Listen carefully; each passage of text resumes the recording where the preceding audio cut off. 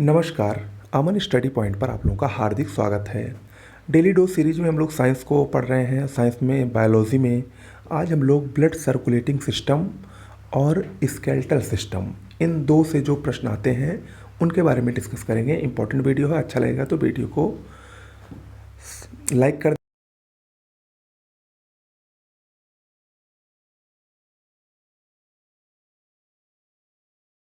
15 जुलाई तक की updated PDF आपको जल्द ही मिलने वाली है।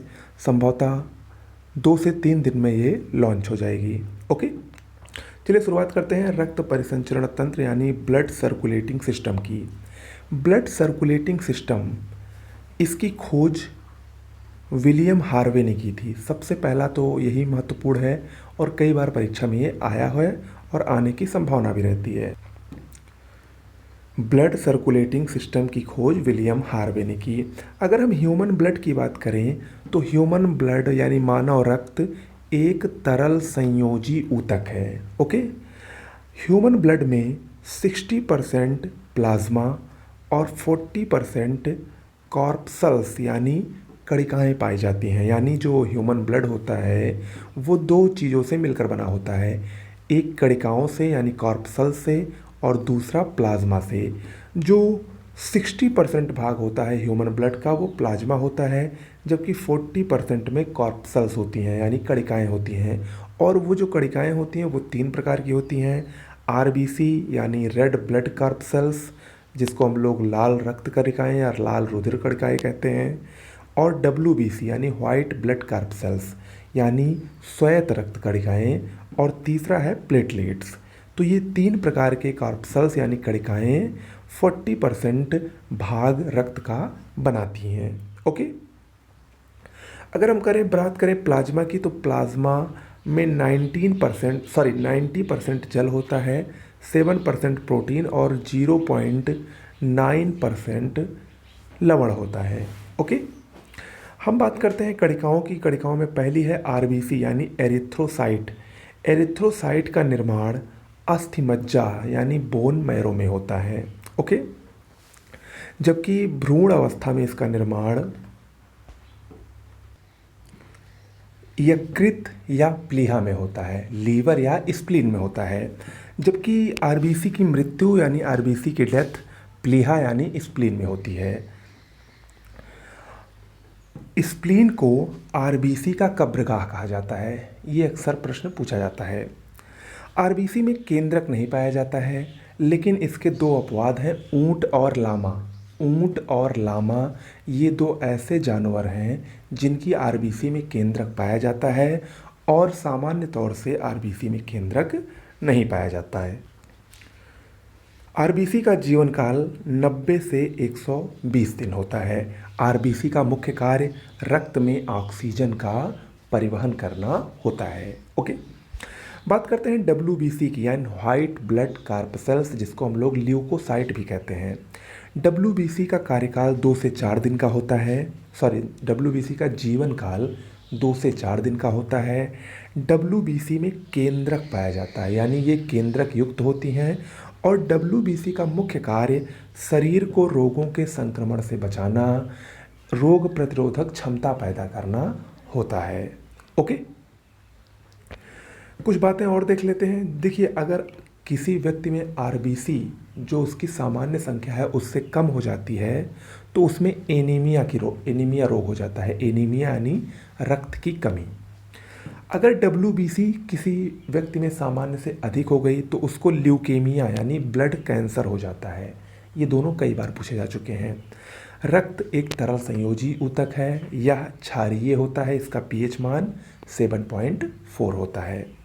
रक्त का अध्ययन हीमेटोलॉजी कहलाता है। रक्त का अध्ययन हीमेटोलॉजी कहलाता है। पैथोलॉजी में रक्त का जो संरक्षण होता है, पैथोलॉजी में जो रक्त को रखा जाता है उसमें सोडियम या पोटेशियम ऑक्सलेट मिलाकर 4 डिग्री सेंटीग्रेड पर हम 30 दिनों के लिए किसी ब्लड को सुरक्षित कर सकते हैं। तो ये भी प्रश्न पूछा जा चुका है। ओके, आगे बढ़ते हैं, रक्त समूहों की तरफ चलते हैं, ब्लड ग्रुप्स की तरफ चलते हैं। ब्लड ग्रुप्स की खोज 1900 में कार्ल लैंड स्टीनर नामक वैज्ञानिक ने की थी। उन्होंने कुल 4 वर्गों की खोज की, 4 ग्रुप्स, जिसमें पहला है ए, दूसरा बी, तीसरा ओ और चौथा ए बी। इसमें जो ओ वर्ग है उसको सर्वदाता कहा जाता है, यानी डोनर, यूनिवर्सल डोनर, यानी ओ वर्ग वाला व्यक्ति शेष तीनों वर्गों को और खुद अपने वर्ग को भी अपना खून दे सकता है, अपना ब्लड दे सकता है। जबकि ए बी वर्ग को सर्वग्राही माना गया है, सर्वग्राही यानी यूनिवर्सल एक्सेप्टेड। ओके, बात करते हैं आरएच फैक्टर की। आरएच फैक्टर की खोज लैंडस्टीनर और वीनर नामक वैज्ञानिक ने रीसस बंदर में की थी। आरएच फैक्टर से संबंधित एक बहुत ही प्रमुख रोग है जिसका नाम है एरिथ्रोब्लास्टोसिस फिटेलिस। ये मुख्य रूप से गर्भावस्था में शिशुओं में होता है और इस रोग से प्रभावित शिशु की गर्भावस्था में ही मृत्यु हो जाती है। ओके, आगे बात करते हैं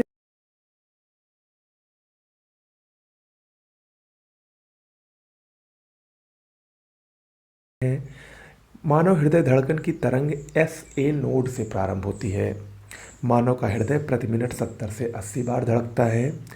मनुष्य का सामान्य रक्तचाप यानी ब्लड प्रेशर, जिसको हम लोग शॉर्ट में बीपी कहते हैं, ये 120/80 होता है, जिसमें 120 ये सिस्टोलिक प्रेशर होता है और 80 डायस्टोलिक प्रेशर होता है। ओके, मनुष्य का हृदय 5 लीटर रक्त प्रति मिनट पंप करता है।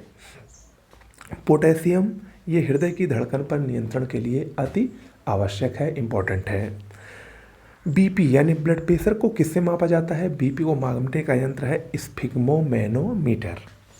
ईसीजी आप लोगों ने नाम सुना होगा, जिसका फुल फॉर्म है इलेक्ट्रोकार्डियोग्राफ। ये हृदय रोग का पता लगाने के लिए उपयोग में लाया जाता है। हम बात करते हैं कुछ प्रमुख जीव जंतुओं के हृदयों की। ये भी अक्सर पूछा जाता है। देखिए, जो मछली का हृदय होता है वो 2 कक्षीय होता है। मानव का यानी मनुष्य का, मगरमच्छ का और पक्षियों का हृदय ये 4 कक्षीय होता है। सरीसृपों यानी जो ज़मीन पर रेंगने वाले जीव जंतु हैं, इनका हृदय, इनका हार्ट 3 कक्षीय होता है। ओके, तो ये याद रखिएगा, अक्सर पूछा जाता है। बात करते हैं वेन और आर्टरीज की, सिरा और धमनी की। देखिए, सिराएं क्या होती हैं, वेन्स क्या होती हैं?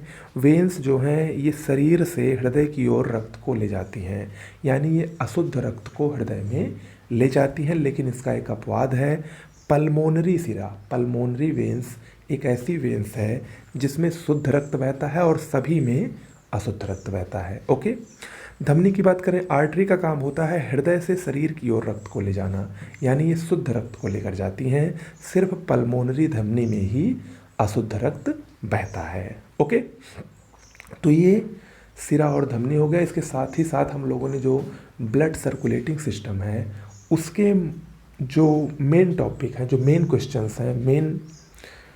क्वेश्चंस हैं उसको हम लोगों ने कवर कर लिया है, इतना महत्वपूर्ण है। इसके बाद हम आते हैं, दूसरा सिस्टम है स्केलेटल सिस्टम, कंकाल तंत्र। कंकाल तंत्र 2 भागों में बटा है, अक्षीय कंकाल और उपांगीय कंकाल। जो अक्षीय कंकाल है इसमें हमारे पूरे जो गर्दन है, गर्दन के ऊपर वाले जितने भी हड्डियां हैं वो हमारे अक्षीय कंकाल के अंतर्गत आती हैं। अक्षीय कंकाल में के अंतर्गत खोपड़ी में जो 29 हड्डियां होती हैं वो भी आती हैं। देखिए, हमारी जो मस्तिष्क का जो खोपड़ी है उसमें 29 हड्डियां पाई जाती हैं, जिसमें मस्तिष्क की 8 हड्डियां, चेहरे पर 14 हड्डियां, कान में 6 हड्डियां और गर्दन में 1 हड्डी पाई जाती है। अक्षीय कंकाल के अंतर्गत ही 12 जोड़ी पसलियाँ भी आती हैं। मनुष्य में 12 जोड़ी पसलियाँ पाई जाती हैं, ये अक्सर पूछा जाता है। इसके अलावा 26 कशेरुक दंड की हड्डी भी इसमें शामिल है। देखिए, बच्चों में जो कशेरुक दंड होता है वो उसमें 33 हड्डियाँ होती हैं, लेकिन धीरे धीरे हड्डियों की संख्या कम होती है, मतलब वो एक दूसरे से जुड़कर कुल मिलाकर वयस्कों में 26 हड्डियाँ ही होती हैं कशेरुक दंड में। ओके, दूसरा है उपांगीय कंकाल। उपांगीय कंकाल में हाथ पैर की हड्डी और मेखलाएँ आती हैं, जिसमें हाथ की हड्डियों को देखते हैं। देखिए, हाथ की हड्डियों के कई भाग हैं, जिसमें कलाई की हड्डियों को कॉर्पल्स कहते हैं, ये 16 होती हैं। हथेली की हड्डियों को मेटाकार्पल्स कहते हैं, ये 10 होती हैं। अग्रभुजा को रेडियो अल्ना कहा जाता है, ये 2 होती हैं। ऊपरी भुजा को ह्यूमरस कहा जाता है, ये भी 2 होती हैं। और अंगुली को फैलेंजस कहा जाता है। ये 28 यानी